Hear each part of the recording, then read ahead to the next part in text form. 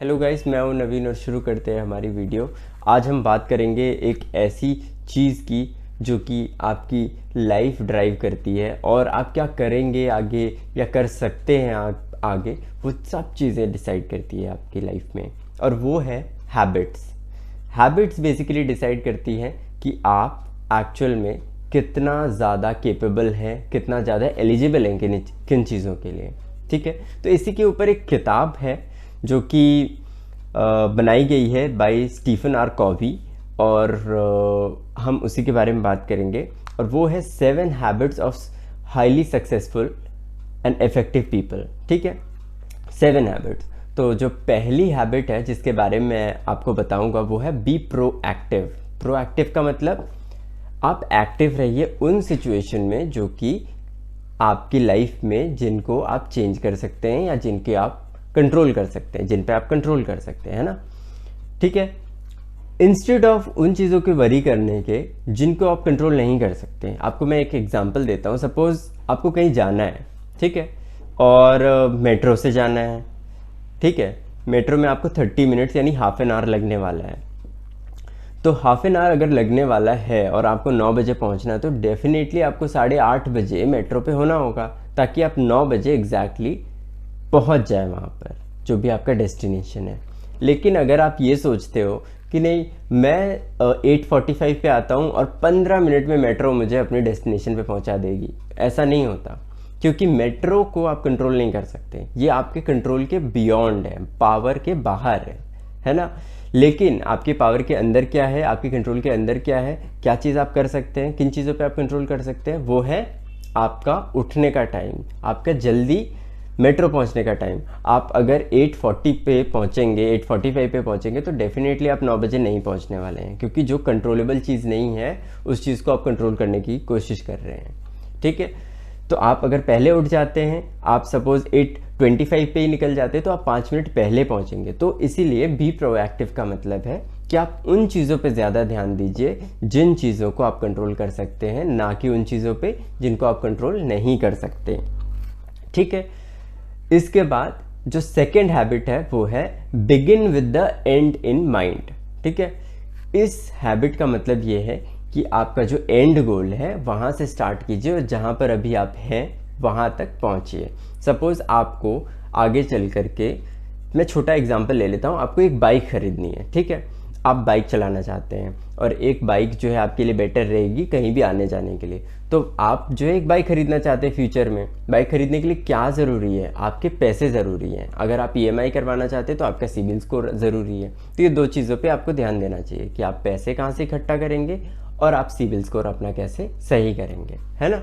तो ये 2 चीज़ें ऐसी हो गई कि आपने पहले माइंड में रखा कि हाँ मुझे बाइक खरीदनी है, फिर उसको क्या, उस चीज़ को करने के लिए क्या ज़रूरी होगा, तो महीने में इतने पैसे जोड़ने होंगे। तो हर महीने जब आप इतने पैसे जोड़ोगे, अपने टोटल गोल को डिफरेंट पार्ट्स में तोड़ के उसके ऊपर एक्शन लोगे, यानी हर महीने पैसे जोड़ोगे, तो वो चीज़ जो है कलेक्टिवली आपको एट द एंड आपका जो गोल है वो फुलफिल करने में हेल्प करेगी। ठीक है, तो ये हो गया आपका सेकेंड हैबिट। वो थर्ड हैबिट होगा पुट फर्स्ट थिंग फर्स्ट, यानी जो चीज़ें इंपॉर्टेंट हैं, जिन चीज़ों को आपको ध्यान देना चाहिए वो चीज़ों को पहले करना चाहिए, ना कि अर्जेंट चीज़ें। ठीक है, ये चीज़ बहुत इंपॉर्टेंट होती है, इस चीज़ पे ध्यान देना कि आप जो है, जो काम आपके बिना भी किया जा सकता है और कोई और भी कर सकता है, उसे आप डेलीकेट कीजिए। जो चीज़ इंपॉर्टेंट है, जो आपके बिना नहीं हो सकती, उसे आप पहले कीजिए। लेकिन अर्जेंट काम का मतलब ये होता है ना कि आपने कोई काम अपना पहले छोड़ा हुआ था, वही काम आपका सामने आ गया है। ठीक है, तो आप इंपॉर्टेंट काम अगर आप सही से करते रहेंगे तो अर्जेंट कभी आने की सिचुएशन नहीं पैदा होती है, बहुत ही रेयरली आती हैं वो चीज़ें। लेकिन आपके पास अगर डेली कोई अर्जेंट काम है, इसका मतलब है कि आप डेली कोई काम इंपॉर्टेंट छोड़ के जाते हैं जो कि आगे चल के अर्जेंट बन के आता है आपके सामने। ठीक है, तो अपनी इंपॉर्टेंट चीज़ें जो कि आपको करनी चाहिए, जो आपके रिस्पॉन्सिबिलिटीज़ में आता है, जो आपकी रिस्पॉन्सिबिलिटी रेंज में आता है, या फिर जो आपकी गोल्स के लिए ज़्यादा इंपॉर्टेंट है, उसको पहले करिए। ठीक है, ये थर्ड हैबिट यही बताता है। उसके बाद जो फोर्थ हैबिट है वो है think win win. Win win situation होनी चाहिए। विन विन सिचुएशन का मतलब कि जो आप काम कर रहे हैं और जिसके प्रति कर रहे हैं, जिसके लिए कर रहे हैं, दोनों के लिए इम्पॉर्टेंट ये है कि दोनों के लिए ही विन विन सिचुएशन होनी चाहिए, दोनों को ही हेल्पफुल होना चाहिए। वो आपके लिए भी और आपके साथ जो सामने वाला है उसके लिए भी। आप किसी से के साथ ट्रेड कर रहे हैं अगर, तो उसको भी फ़ायदा होना चाहिए, आपको भी फ़ायदा होना चाहिए। ऐसा नहीं होना चाहिए कि सिर्फ आप ही को फ़ायदा हो रहा है, क्योंकि वो चीज़ सस्टेनेबल नहीं होती है, वो चीज़ कभी आगे सस्टेन नहीं करेगी। एग्जाम्पल देता हूँ मैं आपको, अमेज़ॉन क्या है? Amazon no doubt different sources से आपसे बहुत पैसे कमाता है, ठीक है, लेकिन अगर आप एट द एंड देखें तो आपको भी काफ़ी बेनिफिट्स देता है, डिस्काउंट्स देता है, मतलब 5 to 10% का डिस्काउंट तो आपको मिल ही जाता है। अलग अलग बेनिफिट्स हैं, पेट्रोल भराने जाते हैं आपको तो पॉइंट्स मिलते हैं वगैरह वगैरह, बहुत सारी चीज़ें, और काफ़ी सारे वो प्लेटफॉर्म्स भी लेके आ रहा है। तो एक तरीके से विन विन सिचुएशन क्रिएट करता है कि अमेज़ॉन एज अ कंपनी, मैं भी कमा रहा हूँ और आपको भी जो सेविंग्स है वो करता हूँ, और आपकी भी सेविंग्स करता हूँ, तो इससे आपकी भी हेल्प हो जाती है, ठीक है। तो इसीलिए वो सस्टेन कर रहा है आज के टाइम पर। और as a capitalist Jeff Bezos के पास काफ़ी सारा पैसा है, ठीक है, क्योंकि वो विन विन सिचुएशन पे काम कर रहे हैं। देन जो फिफ्थ और द फोरमोस्ट जो इम्पोर्टेंट हैबिट होगी वो होगी seek first to understand and then to be understood, ठीक है। तो सबसे पहले आप कोशिश करिए कि आप अंडरस्टैंड करें चीज़ों को, समझें चीज़ों को पहले, ना कि काफ़ी आज के टाइम पे क्या है कि लोग जो है पहले देखते हैं, सिचुएशन को देखते हैं, बात करते हैं, उसके ऊपर क्वेश्चंस होते हैं, बहुत सारे क्वेश्चंस होते हैं, तो हम जो है रिप्लाई करने के ऑब्जेक्टिव से सामने वाले की बातों को सुनते हैं कि उसके ऊपर हमें रिप्लाई करना है, जबकि ऐसा नहीं होना चाहिए। सबसे पहले आपको उसको समझना चाहिए। आपके पास सामने जो सिचुएशन रखी गई है या आपके सामने जो रियलिस्टिक चीज़ें या रियलिस्टिक क्वेश्चंस हैं, पहले उसको समझिए, तब आप जो है सामने वाले को समझा सकते हैं। तो ये चीज़ भी बहुत इंपॉर्टेंट है। आपके फिफ्थ हैबिट एक तरीके से ऐसा सिचुएशन है कि अगर आप एक बिज़नेस चलाते हैं या आप अगर अपना घर भी चला रहे हैं ना, तो उसमें भी आप पहले अपनी सिचुएशन को समझेंगे नहीं तो आप उसके ऊपर एक्शन सही से नहीं ले सकते हैं। किसी और को क्या समझाएंगे आप जब आपने खुद ही नहीं समझा, है ना। तो पहले खुद समझिए और उसके बाद सामने वाले को समझाइए या उसके ऊपर एक्शंस लीजिए। तो फिफ्थ हैबिट यही कहती है।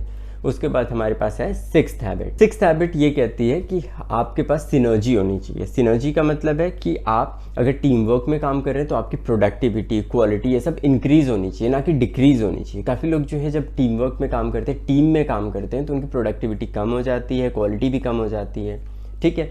आप इनोवेटिव सोल्यूशंस लाइए जिससे टीम एफर्ट से एफिशिएंसी, आपकी इफेक्टिवनेस, आपकी क्वालिटी, आपकी प्रोडक्टिविटी, ये सब चीज़ें बढ़ सकें, ठीक है। तो टीम में काम करना बहुत इंपॉर्टेंट होता है।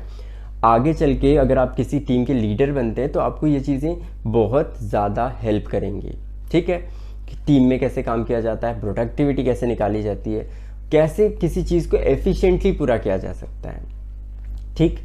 तो ये हमारे पास सिक्स्थ हैबिट है जो कि आपको सीखनी चाहिए। और ये सारी हैबिट्स जो हैं हमारे ऑथर ने स्टीफन आर कॉवी ने बताई हैं, और काफ़ी सोची समझी हैबिट्स हैं ये, काफ़ी ज़्यादा टाइम इसके ऊपर लगाया गया है और काफ़ी सारे एक्सपेरिमेंट्स हुआ है तब ये हैबिट्स डिज़ाइन की गई हैं। अब सेवेंथ, जो कि मेरी सबसे फेवरेट हैबिट है, जो कि होनी ही चाहिए, सबको इस पे ध्यान देना चाहिए। तो जो सेवेंथ हैबिट है वो है sharpen the Shaw. Sharpen the Shaw का मतलब है कि आपका जो काफ़ी कुल्हाड़कार होते हैं, जो कुल्हाड़ी लेकर के जाते हैं, लकड़हारे होते हैं ना, तो लकड़ी काटना है उनका काम होता है। तो समझ लीजिए कि दो लकड़हारे हैं, दोनों के पास कुल्हाड़ियाँ हैं। एक कुल्हाड़ी शार्प करके जो है काटना लकड़ी शुरू करता है और दूसरा बिना शार्प किए स्टार्ट कर देता है, ठीक है। तो जो दूसरा है वो पूरे टाइम मेहनत करेगा तब भी बहुत कम लकड़ियाँ काट पाएगा, क्योंकि उसकी जो कुल्हाड़ी है वो शार्पन नहीं है, तेज़ नहीं, धार नहीं लगाई उसके ऊपर।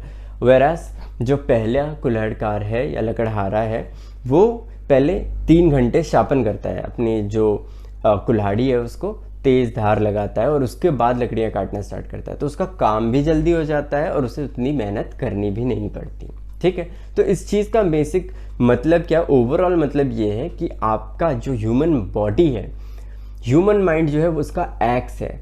अगर आपको बॉडी से ज़्यादा काम निकलवाना है, एफिशिएंटली इफेक्टिव बनाना है अपनी बॉडी को, तो उतना ही ज़्यादा अपने माइंड को शार्प करना होगा। शार्प कैसे करेंगे? बुक्स रीड करिए, डिफरेंट केस स्टडीज़ करिए, मेडिटेशन करिए। ये सब चीज़ों से आपका माइंड ना शार्प होता है, आप वो चीज़ें बहुत ईजिली हैंडल करेंगे जो चीज़ें लोगों को हैंडल करने में मुश्किलें होती हैं। ठीक है, तो ये 7 हैबिट्स थी मेरी तरफ से। अगर किसी भी तरीके का कोई भी प्रॉब्लम आपको फेस करते हैं या किसी तरीके का कोई क्वेश्चन है आपके पास, तो डेफिनेटली आप मुझे कमेंट डाउन कर सकते हैं। Thank you so much.